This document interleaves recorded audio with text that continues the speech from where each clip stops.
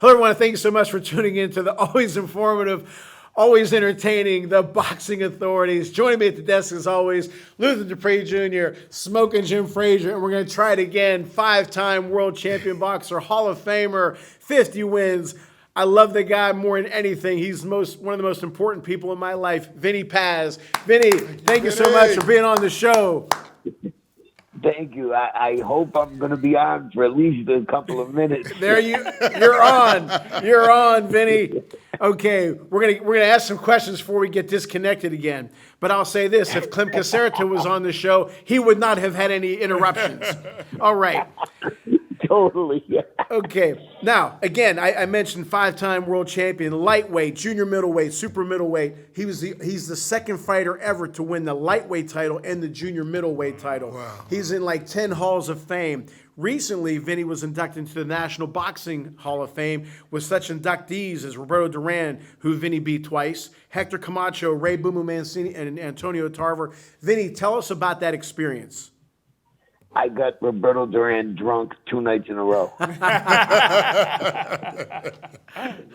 is my experience of that happening.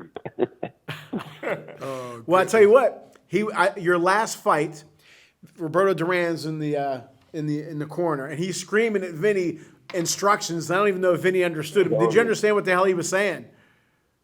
Not really. I was just glad he was saying it. Oh, yeah. But it was so nice to see you guys together. But you know what? Like I said, we're going to jump around. Let's talk about that 50th fight against Tucker Pudwell, who I told you, fight me, fight anybody. And Vinnie picks a tough young kid who's bigger, who can hit, and Vinnie did what he did. Vinnie, talk about that fight. I wanted to fight somebody, who was pretty damn good for my 50th win. I didn't want to fight just some bum. So we picked this guy, Tucker Pudwell. He's got he was going after his 40th win. Right. He had 39 wins. He could punch like a real MFer. And like I just remember the first punch he hit me on the top of the head with, and I went, oh boy, here we go. I gotta go through this again. Like the dude was like a Roberto Duran Jr.'s kid. But the hardest hitter that I ever got, like by far, is Roberto Duran. The fastest fighter I have ever fought was Roy Jones. Okay. Right. That fight against Pudwell in March of 2004, as you remember, my dad had recently passed, and I wasn't going to come to the fight, and you said, no, you got to come, so I came, and I was an emotional wreck anyway, and then they did the standing 8 count or 10 count for my dad, but, Vinnie, at the beginning of the fight, things weren't going his way just yet, and Vinnie, I told you a story 1,000 times. I remember looking up at the rafters, and I hated every one of Vinnie's fights. Everybody thought I had a great time. They sucked. Because if he took one, even the Pat Lawler fight, if Vinnie took one punch, I took 50. Right. But I remember looking up at the rafters, and I said a prayer to my mom and dad. I said, Mom, Dad, you always used to say, whoever is good to me, for God to bless them. And as soon as I said that, right, I swear to God, I'm getting emotional now, Vinnie clocked Pudwell, and I got dizzy from the emotion, and Vinnie blew him away the rest of the fight. But yeah, that was definitely that is so awesome. Like that's just awesome. And Jimmy Birchfield wants to take credit for something he said to you in the corner. I said, no, my prayers worked, and Vinnie's right hand worked. Good. Right. Oh man.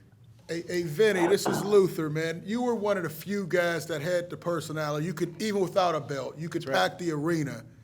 Some of these guys now don't have it. That's cool. Thank you. Great compliment. Yeah. So now, if you're a promoter and you have a guy, what can you tell him to kind of improve his image to get his name out there? Because you had it.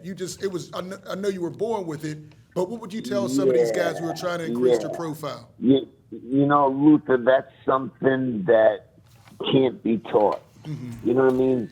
Like you nobody taught Muhammad Ali how to talk and stuff, but he just had that gift and was just that kind of guy. Okay. You know what I mean? That's born in you. You're either this or you're that, and you know I was this for most of the time that I fought. Yes. You know, Vinny, and that's a good question from Luther. And again, it was stated that in your time, Tyson, Foreman, and Vinnie Paz were the only guys who did not need a belt to pack the house. Right.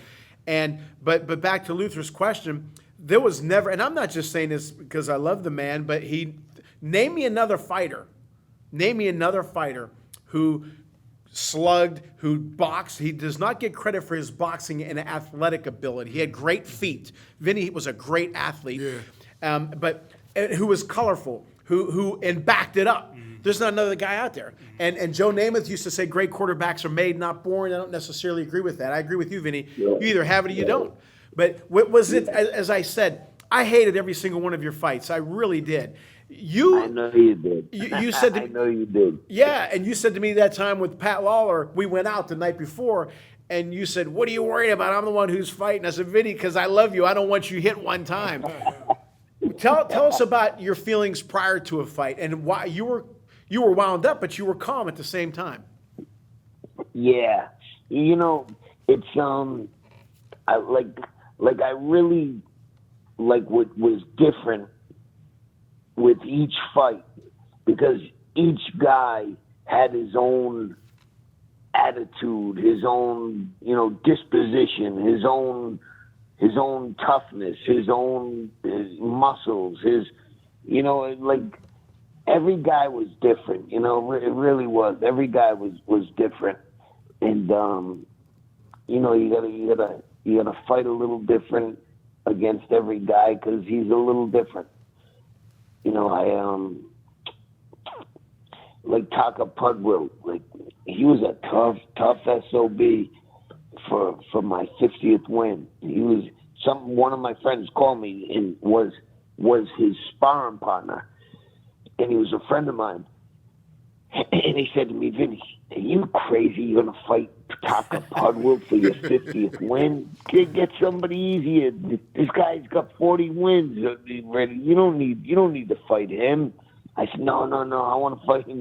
He's tough. He's good. The kid. I need to fight somebody good. And then the dude just said, "You're crazy, Vinny." Hey, Vinny, I got to ask you, what was your training routine like? Because we interview a lot of boxers. Some of them don't do as much road work, and some of them were on a treadmill and using the ropes. What was your training routine like? Did you do a lot of road work? I freaking hated jogging. God, I hated it. I hated it. But I had to do a little bit of it, once in a while. I would run a couple times a week. Mm-hmm. But that's it. But then I did other exercises that, made me get in shape, because, you step in a ring and you're fighting for your life. Mm-hmm. And you don't want to run out of gas, because that's the worst. And I was lucky. I was lucky, fortunate. All 10 of my losses, every one of them won a world title that I fought and lost to. I fought all good guys. Yeah. I fought a lot of champions, and a lot of what happened, the outcomes, because I worked so hard, and I made it happen. I made it happen. Right. Yeah, you talk about. I retired with 50 wins, which people don't do today. That's true. A lot of the top fighters might not have 30 by the time they're retired. But now in 2016, you had a movie, Bleed for This, come out. How did that come about, and what did you think about? What was the feelings like the first night you premiered? Just talk about It that was really experience. cool. Yeah, it was really cool. I mean, how cool is it to have a movie done about you and be put on the big screen? I'm sitting in there like, it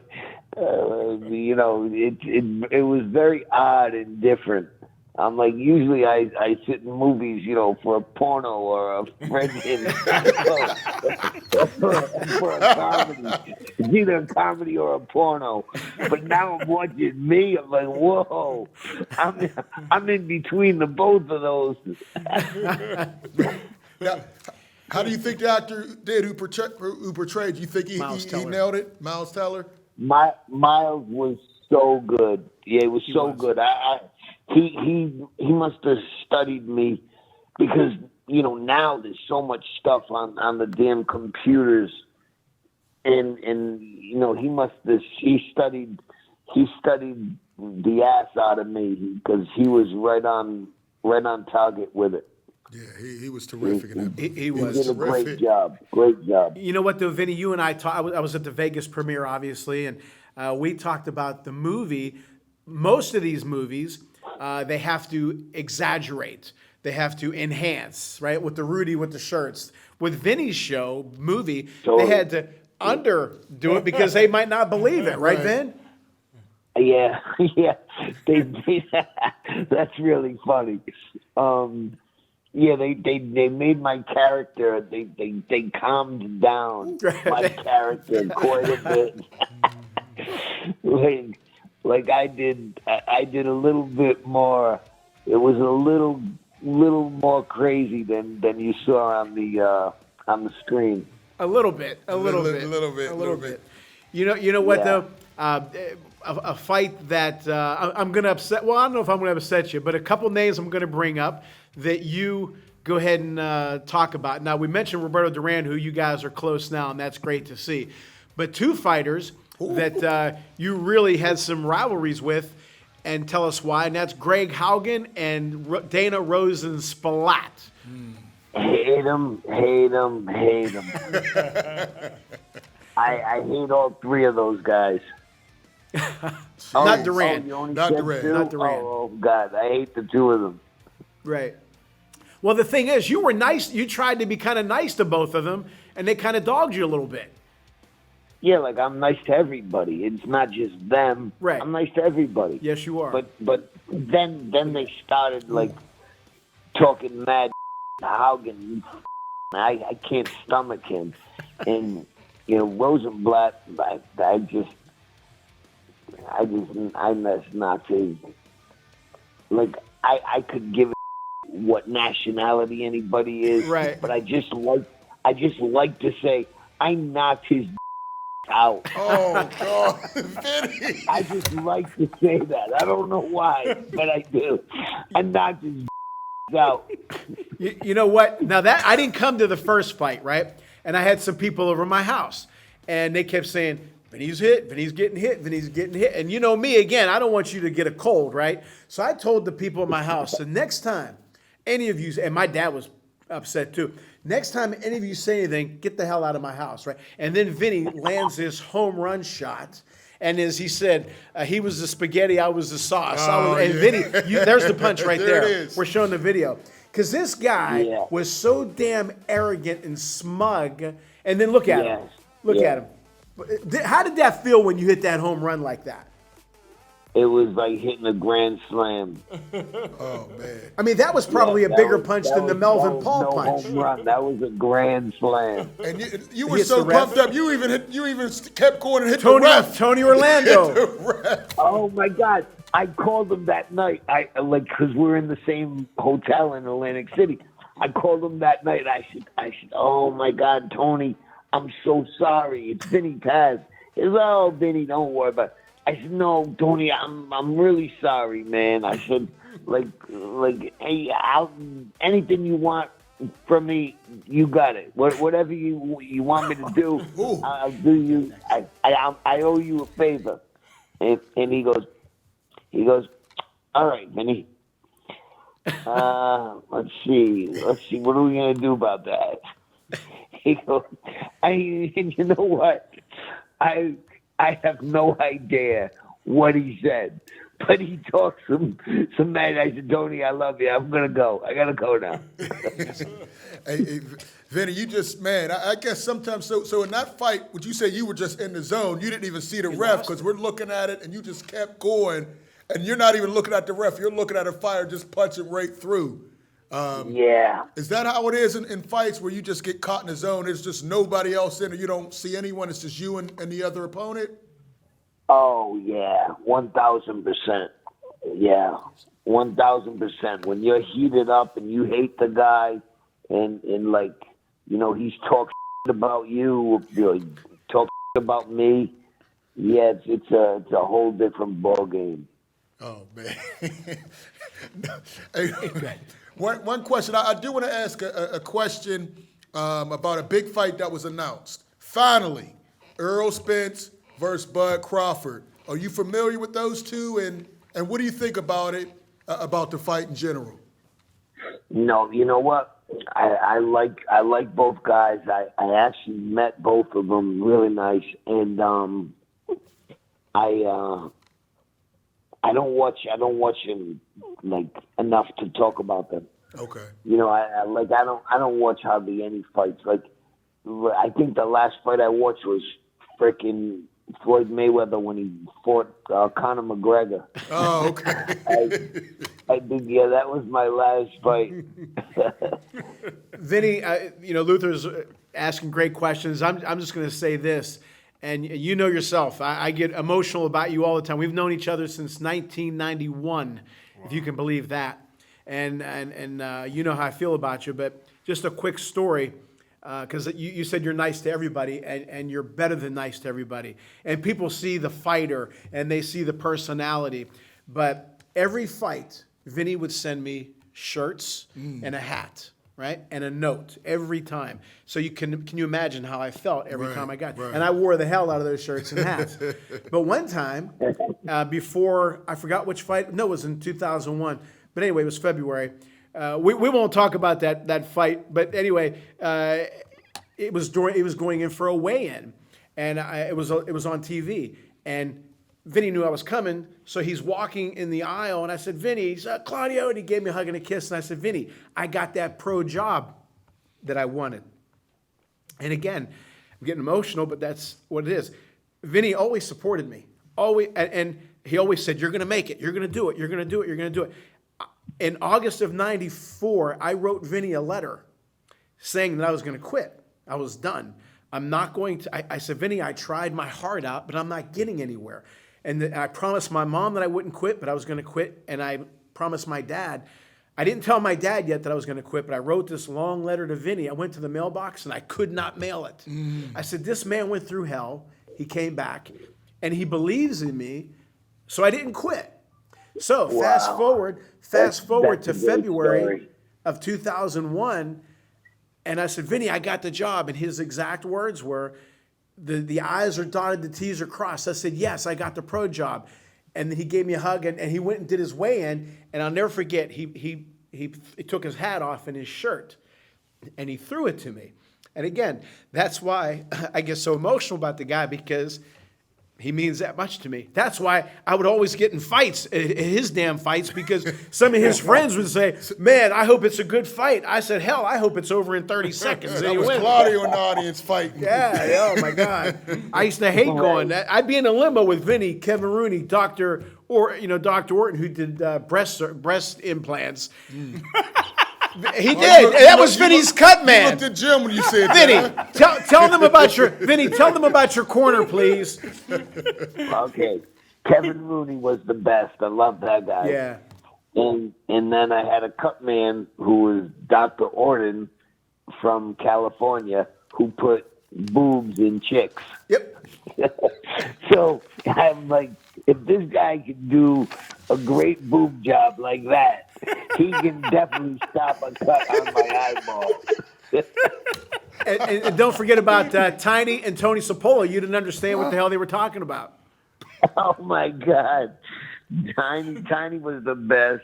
He was the guy that was the gym owner in Rhode Island that I used to train at, and Tony Chabot I still see him. I saw him last week. Yeah. We're still good friends. I even hang out with his kid. Like Sure. once in a while, I hang out with his kid. And at the time, he came over here right from Italy. And he happened to land in Rhode Island. Wow. And so he sees me, and he wants to get to know me and meet me, you know, because my last name was Pazienza. And I'm still buddies with him today. I talked to him last week. He's a good guy. You know what, Tony, we're going to go a little bit over if that's okay. We still have some time. But you said, I never forget your line, Vinny. You said, it's a good thing I could fight because I had a terrible corner, with the exception of Kevin Rooney. Yeah, totally.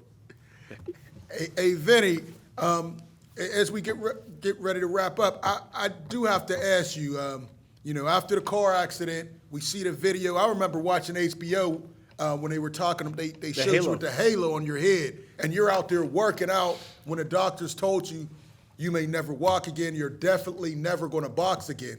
How did you just knew that you could box again? What gave you the confidence that these doctors don't know me?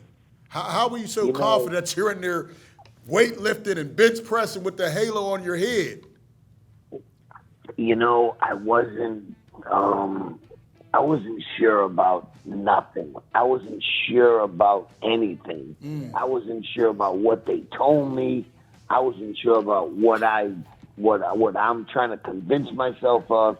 It was the craziest moment. It was the craziest period in my life. Like, you know, that would be the craziest period in anybody's life. Right. But it happened to me, and you know, it was an ugly situation, and you got to make the most out of everything in life, and that's what I did. I tried. I went for the Grand Slam, and I got lucky enough. I worked hard. I got lucky enough to pull it off. You know, like I was a hair away from you know, being an amputee. Wow. Like it was ugly, you know, and it was a real bad period in my life. Like it wasn't a happy thing. But and, you know, and then what made it come to a climax when they took those friggin' screws out of my head. Oh my God! Without pain, without the pain reliever, whatever they call it. Yeah. Novocaine. They wanted to give me something. No, just take them out. Don't worry about it. I'm good. So no, Vinny, we got to give you something. And no, Doc, no. Come on, you did a great job. Get them out of my head. I'm cool. I'm good. Don't worry about me. And then when he turns the first screw, I go, "Oh, you moron, Big Paz!" I would have took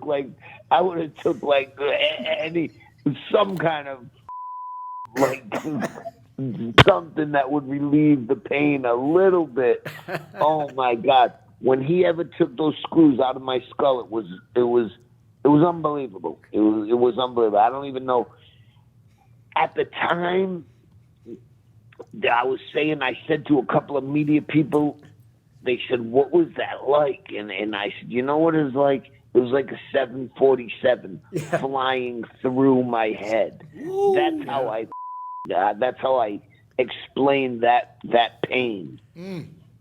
You know, when you got inducted into the Rochester Boxing Hall of Fame, I tore my meniscus the night before. I couldn't walk. I told Vinny, I'm having a hell of a time walking. You get over here. I said, Vinny, I can't walk. I had screws in my head. So I went. You know, I went. And what was I going to do? The man had screws in his head. Right. You know? But, dude, I had screws in my head. I don't even know what the is a meniscus. I couldn't walk. You know what though? Something that people don't talk about. Your first fight back was against a future world champion, Luis Santana. He did not fight some guy who was 10, 16, and 3. Right. Right, Vin? Yeah, 1,000%. But also in that Rochester trip, we went to a club after. Believe it or not, Vinnie Paz at a club. I got to tell a better story than that. Well, two stories real quick, Vinnie. These two girls start talking to me and Eric Jackson Lurie, and then very innocent. They were talking about Pittsburgh, and then we leave, and then there's no Vinnie. I said, "Where's Vinnie? Where's Vinnie?" Here comes Vinnie, and his nose, I'll never forget, was like snarl. I said, "What's the matter?" He goes, "Nothing." "What's the matter?" "Nothing. Let's get going." What happened was, apparently one of those girls' boyfriends was behind me and he was staring at me. I didn't know that. So I leave and Vinnie goes, "What are you looking at?" He says, "I don't have a problem." No, Vinnie says, "You have a problem?" He says, "Not with you, with that guy." Vinnie says, "If you have a problem with him, you have a problem with me." That's pretty good. Then the greatest comeback story of all time, better than him coming back from the accident. We're at a club in Providence, and Vinnie's talking to these two young ladies. Everything's nice. This dude comes by in a mesh yellow tank top and a cowboy hat. And he goes like this to Vinnie, "Hey, how are you?" And Vinnie goes, "Hey, brother, what's going on?" And he makes a bicep. I don't know if you remember this, Vinnie. He makes a bicep. And Vinnie goes, because apparently that was one of his girlfriends. And Vinnie goes, "Oh, that's a nice bicep." Vinnie pulls his phone out of his pocket and he shows him his 5 world titles. And then that shut that dude up. That was the greatest comeback, Vinnie. I remember that now. Now that you say that, that was pretty. And I gotta say, forgive me. People want to hear you, not me. And we're gonna go over a little over the 30 seconds here. When we were at your retirement party, it was very emotional. And again, I get very emotional about Vinnie. Mm-hmm. So me, Vinnie, Jimmy Birchfield, a couple other, Ross Como, and this guy named Esposito were at this table at Foxwoods at 2 a.m, and we're all talking about how we met Vinnie. So I'm crying. All of a sudden, this Esposito guy comes up and he goes, "Yeah, my dad said, son, come here, watch this Italian kid. He's getting punched. And Vinnie had a black derby hat on, black suit, white tie. Vinnie looked great. And he says, "Look at this Italian kid taking his beating, and he's cased." And Vinnie's looking at him, and he goes, and now the guy's father just passed away. And Vinnie says, "I did more than just take a beating, and F you and F your dad." And I lost it. Oh, man. Anything, Luth, before we finish up? That's the best way to finish it. Vinnie, Yes, it is. Vinnie, again, every time something good happens to me or bad, I contact you. I give you credit because you have a piece of everything in my life. And again, real quick, my wedding video, I talked about Vinnie. Linda said, "You didn't mention me," but I mentioned Vinnie. I mentioned Vinnie. But oh my God! and I sent you the wedding video, and it's the truth. But Vinnie, you mean everything in the world to me. I could go on and on and on about you. Forget about That's awesome. Go ahead. Awesome stuff. It's hilarious too. We had a lot of fun, and we're going to have more. And forget about the Hall of Fame boxer. He is 100 times even better person. Love Vinnie. He was great with my dad. I wish my mom could. My mom was a fan of his. I wish my mom could have met him. And I got to say one thing. When he was in the Pittsburgh Hall of Fame, Sports Hall of Fame, right. I picked him up at the airport, right?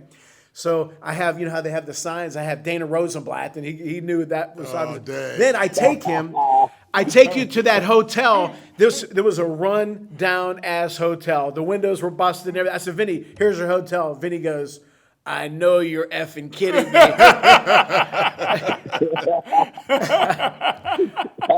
But we had a lot of fun.